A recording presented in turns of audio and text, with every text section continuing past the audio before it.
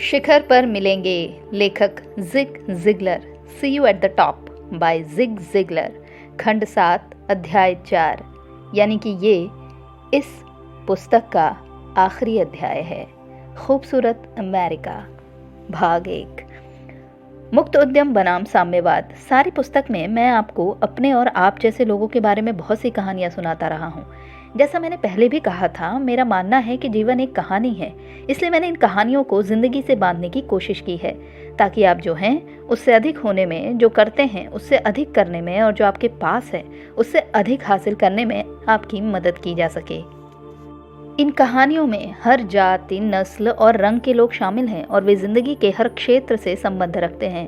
वे कई मायने में भिन्न हैं, परंतु हर कोई मुक्त उद्यम व्यवस्था में जीने के एक सामान्य बंधन से जुड़ा हुआ है, जो उन्हें उनकी योग्यता को पूरी तरह प्रयोग करने के काबिल बनाती है।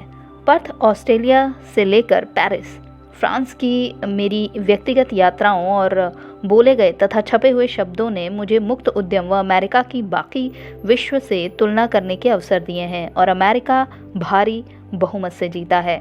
साधारण सी मिसाल, एक अखबार बेचने वाला औसत अमेरिकी लड़का मुक्त उद्यम व्यवस्था में, जो कि अंशकालिक कार्य करता है, विश्व के 50% मजदूरों से कहीं अधिक धन कमाता है। मैं इस समय मुक्त उद्यम इसलिए जोर दे रहा हूँ क्योंकि कुछ सिद्धांत जिनकी इस पुस्तक में वकालत की गई है, लोहे और बांस के पर्दों के पीछे फलीभूत नहीं हो सकते। इस अंतिम अध्याय में मैं उन खतरों के बारे में जो हमारे सामने हैं चेतावनी दे रहा हूँ और बता रहा हूँ कि आप अमेरिका को और अपने आप को मुक्त व महान बनाए रखने के लिए क्या कर सकते हैं।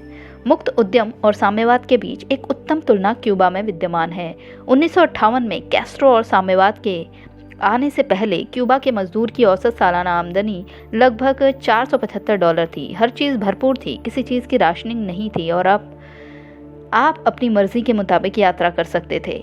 आज व्यक्तिगत स्वतंत्रता अतीत की चीज़ है और व्यक्तिगत उम्मीद एक याद बनकर रह गई है। साम्यवाद के अंतर्गत क्यूबाई मजदूर की 1974 में औसत आमदनी लगभग $325 थी, जिससे 1958 में जो $475 खरीद सकते थे उसके 1/3 से भी कम खरीदा जा सकता है। एक तरह से क्यूबा में आज हर चीज़ की राशनिंग है और बहुत सी चीज़ें उपलब्ध नहीं हैं। सारी यात्राएं प्रतिबंधित हैं और कोई भी देश से बाहर नहीं जा सकता। हजारों की संख्या में आज़ादी को प्यार करने वाले क्यूबाइयों के जब अमेरिका में आज़ादी के बदले अपनी हर चीज़ त्याग दी, उसके बाद कैस्ट्रो ने विदेश गमन पर रोक लगा दी। रूस में, जो कि साम्यवाद की जननी है, व्यक्तिगत स्वतंत्रता इतनी सीमित है कि यहाँ तक कि उनके पुरस्कारों के प्रमाणों पर खिलाड़ी व कलाकार कड़ी चौकसी हैं जब वे देश छोड़ते हैं, और उनके नोबेल पुरस्कार विजेता अक्सर पुरस्कार प्राप्त करने के लिए जा नहीं सकते हैं। पूजा करने की आज़ादी भी एक धुंधली स्मृति बनकर रह गई है। राजनीतिक मतभेद विनाश को निमंत्रण देना है, और दूसरे देश के लिए विदेश गमन लाखों में किसी एक के बूते की बात है। भौतिक वस्तुओं में रूसी व्यक्ति एक मध्यम दर्जे की कार खरीदने के लिए 1000 दिन काम करता है और उसकी सुपुर्दगी पाने के लिए 6 सालों तक इंतजार करता है। इस पर भी यात्रा करना प्रतिबंधित है। गैसोलीन महंगी है और पत्थर ईंटों से बने हाईवे कम हैं। तुलनात्मक दृष्टि से एक अमेरिकी मध्यम दर्जे की कार को 100 दिन काम करके खरीद सकता है, 200 विभिन्न मॉडलों की तुरंत सुपुर्दगी ले सकता है और विश्व की सर्वाधिक विकसित हाईवे व्यवस्था पर अमेरिका में कहीं भी जा सकता है।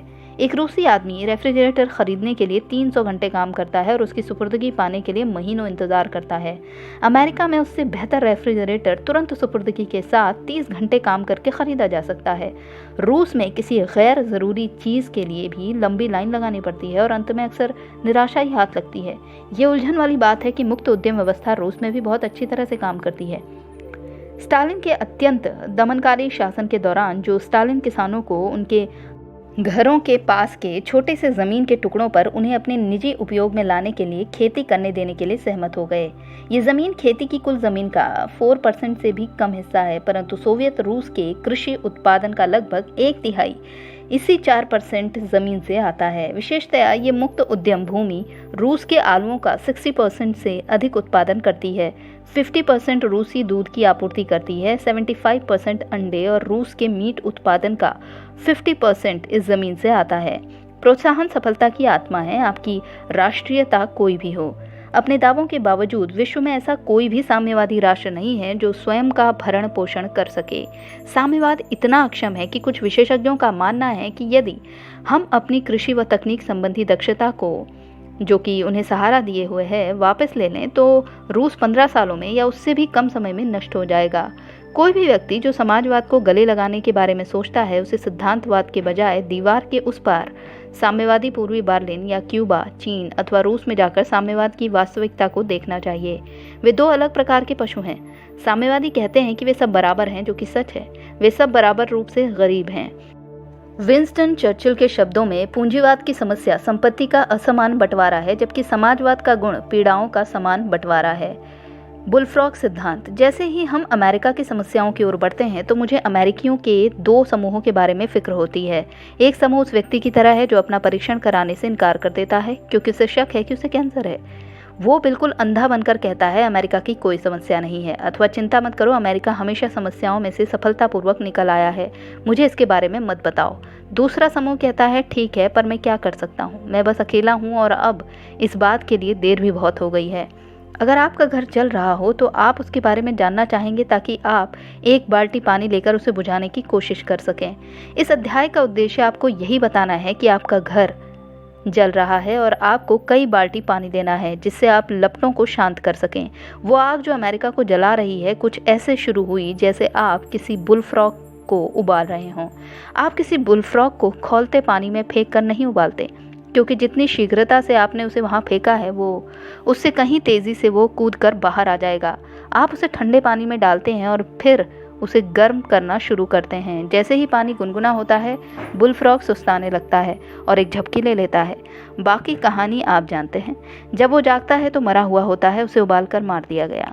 कोई भी शत्रु आज अमेरिका का प्रत्यक्ष हमलावर नहीं है। प्रथम विश्व युद्ध में जर्मनी और द्वितीय विश्व युद्ध में जापान इस प्रत्यक्ष हमले के विध्वंसक परिणाम भुगत चुके हैं। आज हमारे सामने जो दुश्मन है वो कहीं अधिक चुपके से नुकसान पहुंचाने वाला है और जापान या जर्मनी की तुलना में असंख्य गुना शक्तिशाली और खतरनाक है। वो शत्रु साम्यवाद है और ये 30 के दशक में दूसरे बैनर के तले शुरू हुआ था। उस समय अमेरिकियों को फ्री लंच की धारणा का महत्व बताया गया था। इससे वॉशिंगटन में एक केंद्रीकृत सरकार के माध्यम से उनकी संपत्ति बढ़ जाएगी, इसलिए हमने बहुत होनहार राजनीतिज्ञों को राजनीतिक पदों के लिए चुनना शुरू कर दिया। मेंढक पानी में था और गर्मी देना शुरू कर दिया गया था। कुछ सालों के दौरान वोट चाहने वाले राजनीतिज्ञों ने उदार कानून बना डाले, काम करने वाले लोगों के धन के साथ उदार। सच बात तो ये है, मैं आपको बताऊं कि सभी राजनीतिक लोग सत्तारूढ़ नहीं हैं। बहुत से राजनेता नागरिक हैं जो निरंतर चुने गए पदाधिकारियों से दो मांगों के लिए झगड़ते रहते हैं। पहली, आपको संघीय सरकार के बेतहाशा ज़्यादा खर्चे को घटाने के लिए कुछ करना चाहिए और दूसरी, आपको कोई ना कोई रास्ता ढूंढना चाहिए ताकि हमारे लोगों को और अधिक संघीय धन प्राप्त हो सके। संघीय सहायता इतनी अधिक और इतनी विस्तृत रही है कि आज कुछ अर्थशास्त्री भविष्यवाणी कर रहे हैं कि 1990 तक अमेरिकी लोगों में 50% दूसरे 50% लोगों को सहायता दे रहे होंगे। ये सब इतना धीरे धीरे आया है कि बहुत लोग ये जानते ही नहीं हैं कि ये बहुत सालों से हो रहा है। मुझे चिंता है कि मेढक गर्म पानी में है और वो गर्म हो रहा है, परंतु मैं इस बारे में भी सहमत हूँ कि जागरूक नागरिक इस समस्या को हल कर सकते हैं। बहुत से लोग लापरवाही के साथ कहते हैं कि अमेरिकी हर बार मंदी के दौर से सफलतापूर्वक निकल आए हैं। अतीत में ये सच भी रहा है, परंतु मुझे चिंता है। हमारे पास 100 मिलियन अमेरिकी हैं जिन्होंने कभी ऐसा मंदी का दौर नहीं देखा। हम जानते हैं कि वे सफलता और संपन्नता पर कैसी प्रतिक्रिया करते हैं, परंतु वास्तविकता में हमें नहीं मालूम कि वे संकट के समय किस तरह से प्रतिक्रिया करेंगे। इन्हीं अमेरिकियों ने हमें कभी कोई युद्ध जीतते हुए नहीं देखा।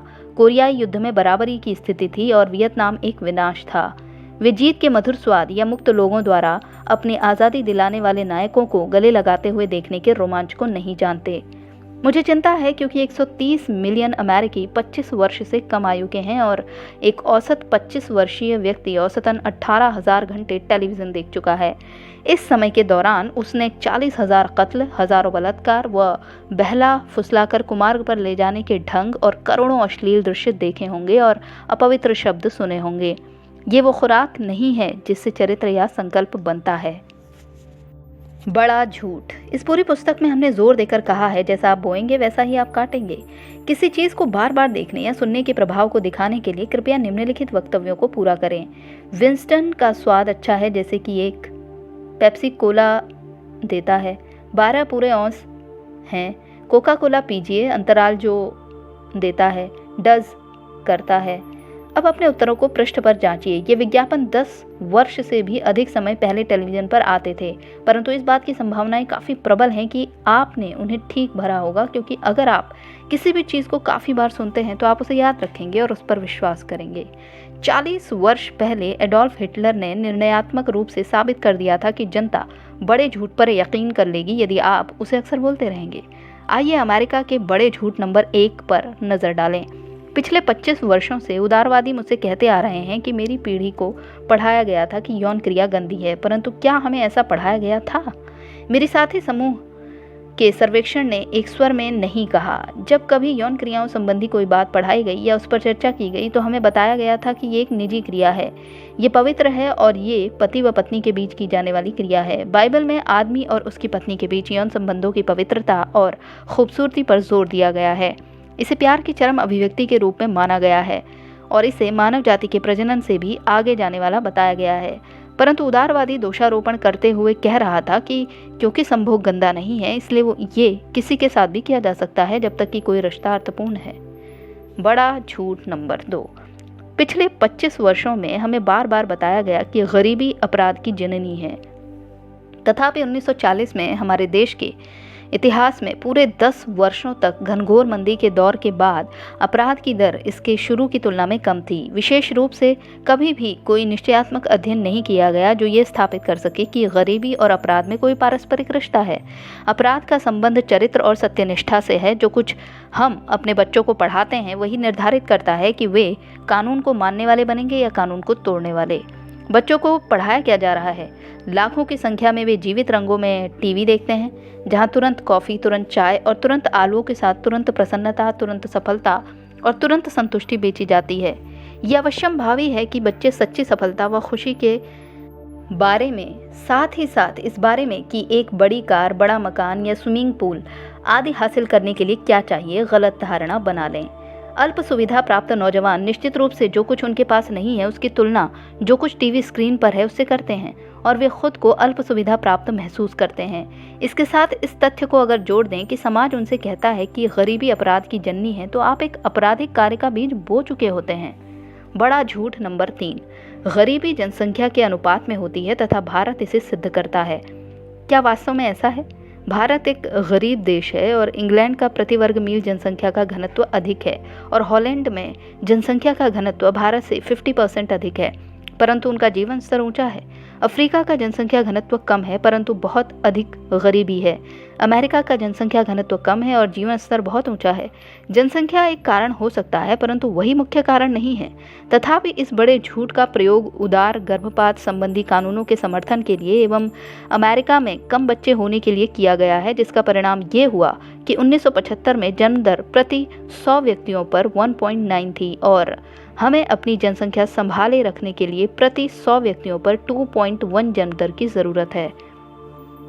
40 वर्षों में हमारे यहाँ बड़ी आयु के लोगों का प्रतिशत इतिहास में अधिकतम होगा। वे उच्च जीवन स्तर के योग्य होंगे, उसकी मांग करेंगे और उसे प्राप्त करेंगे। ये उचित है, परंतु इन अतिरिक्त लाभों की आपूर्ति हमारे इतिहास में काम करने वालों की सबसे कम प्रतिशतता द्वारा की जाएगी। हमें और अधिक समर्पित अमेरिकियों की ज़रूरत है जो ईश्वर से डरने वाले और कानून मानने वाले बच्चों को बड़ा करें। ये ठीक प्रकार से प्यार किए गए, पढ़ाए गए और प्रेरित किए गए बच्चे इस समस्या का समाधान हैं, न कि कारण। असल में कल की समस्याओं को हल करने के लिए वे ही हमारी एकमात्र उम्मीद हैं।